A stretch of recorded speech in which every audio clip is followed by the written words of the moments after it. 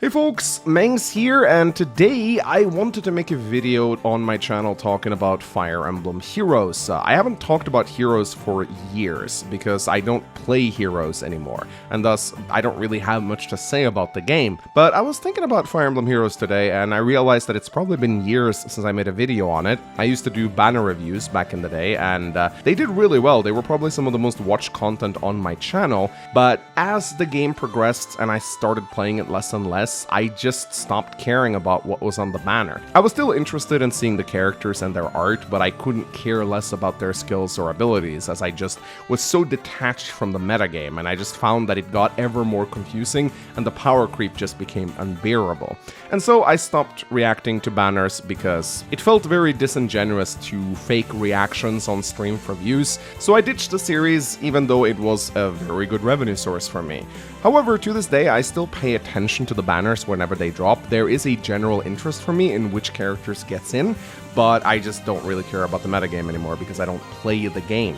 However, ever since I released the video talking about the declining popularity of the mainline Fire Emblem franchise, I decided to dig around a little bit to see what the interest in Fire Emblem Heroes was, and to my knowledge, I thought the game was as good as dead because I don't play Fire Emblem Heroes anymore, and none of my friends play Fire Emblem Heroes anymore, and I've been so detached from it for so long that I thought that nobody else did. But to my surprise, the game is actually doing a lot better than I thought. Otaku released an article in last year of 2022 saying that Fire Emblem Heroes was the very first Nintendo game to reach $1 billion in profit, and it is apparently still going strong in terms of earnings. I decided to compare the statistics of the mainline Fire Emblem subreddit and the Fire Emblem Heroes subreddit, and the Fire Emblem Heroes subreddit blows the mainline Fire Emblem subreddit out of the water. It's not even close. It's much more active, much more popular. You may also remember the chart I did on Google Trends where I looked at the overall interest of Fire Emblem on YouTube from 2008 all the way up until the current day. Well, I decided to do something similar for Fire Emblem Heroes,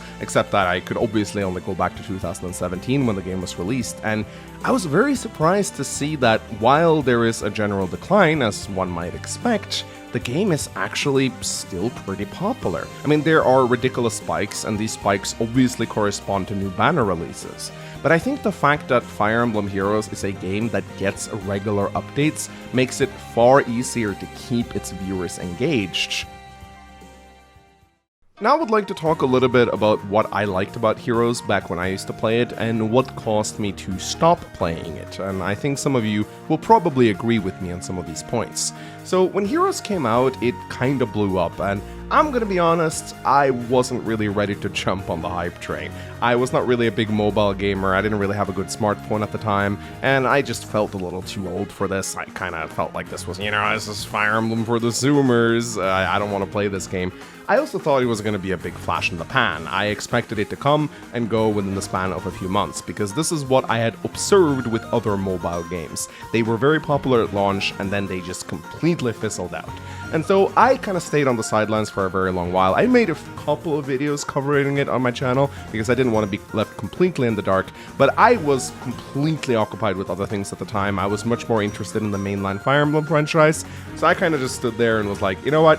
We'll let the kids play Heroes, it's okay, they're gonna come back to the mainline Fire Emblem game. Heroes was not just popular, it was ridiculously popular. So, full disclosure here with you guys, when I started doing Heroes content, I did it because I didn't want to get left behind. I'm gonna be completely honest with you guys, I wasn't really that keen on it, but I started doing it because I was like, okay, this is my job as a Fire Emblem content creator. It's very silly for me not to take a bite out of this giant pie. And so I started playing Heroes and making content out of it, and slowly but surely, I found that I started to enjoy the game a lot. One of my favorite things to do was the Tempest Trials. Whenever they would come out, I always got excited because I loved the prospect of auto-battling through them. One of my favorite activities to do would be to go down to the gym, and when I had to do my 30 minutes of cardio on the treadmill, I would put the phone in front of me and I would auto-battle through the Tempest Trials. Now keep in mind the Fay Pass was not available at this time, so you had to actually manually auto-battle, but I absolutely loved the prospect of doing 2 two things at once.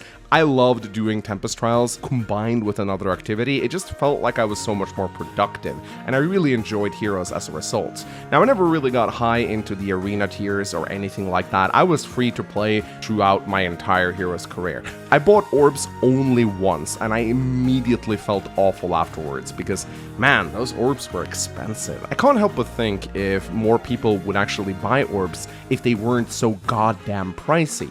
But again, this is just part of the gotcha marketing tactics, which is to exploit like the top 1 to 2% of players who pay an absolutely absurd amount to play the game, and I am just not that target demographic. I get that, but for what it was worth, I enjoyed being a free-to-play player, and I was really invested in the banners. Not necessarily for the skills, but I wanted to see my favorite characters get into Fire Emblem. Because if there is one thing Fire Emblem Heroes has given us, it is a lot of gorgeous art of our favorite Fire Emblem characters. Sometimes the art is a little bit hit and miss. They have a sad tendency to hire lolicon artists these days, so some of the characters just look way younger than they should.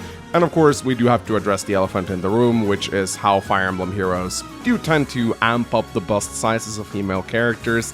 It is quite ridiculous sometimes. It's not like boobs bother me as a straight guy or anything like that, but I do think being faithful to a character's official art is important.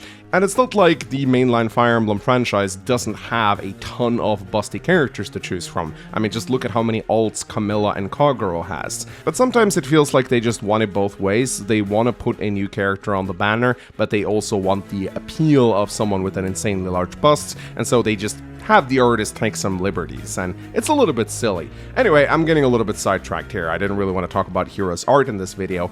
I wanted to talk about how I personally got turned off Heroes. So I was very invested for a long while. I did a lot of Tempest Trials. I think I was pretty much the classical free-to-play casual Heroes player. I wasn't really interested in the meta. I was just playing the game casually every day as a bit of a time sink. However, I noticed that as time passed, the game just got increasingly less free-to-play friendly. For all that we joke on the whales of Fire Emblem Heroes, I do feel there was a time when free-to-play players could play the game relatively well. But as the banners came out, the power creep just started getting to ridiculous levels. And it kind of peaked for me one day when I logged onto the game after being absent for a few months, and I found that so many of the characters that I had worked so hard to +10 and build up were completely powerless compared to the new characters dropped on the banner. Fire Emblem Heroes had just thrown all caution to the wind, and the new characters who came out would now just eclipse the characters that came before them. And to me, this just felt very disheartening. It felt like all my hard work had just resulted in nothing, and as a result, I put the phone down and I didn't log on again. One thing that I often find myself wondering about when it comes to Heroes is how well would the game have done if they had tried to make it a bit more similar to the mainline Fire Emblem franchise it is based on. Of course, if you take away the fact that it uses many of the same characters and it has some of the same names there, like strength and speed and defense and resistance, it really feels nothing like Fire Emblem at all. Sure, there is a weapon triangle and it matters quite a bit, but in terms of pure gameplay, Fire Emblem Heroes does not feel like mainline Fire Emblem at all. And what I find so strange about this is that if you actually look at the mainline Fire Emblem games, it is remarkable how little the gameplay has changed over the years. Sure, there's new graphics and they often include some new gimmicks with each release, but mainline Fire Emblem usually doesn't change all that much. You still have the same stats: HP, strength, skill, speed, luck, defense, and resistance, and you have a chance to hit, a chance to crits, and the core gameplay doesn't really change.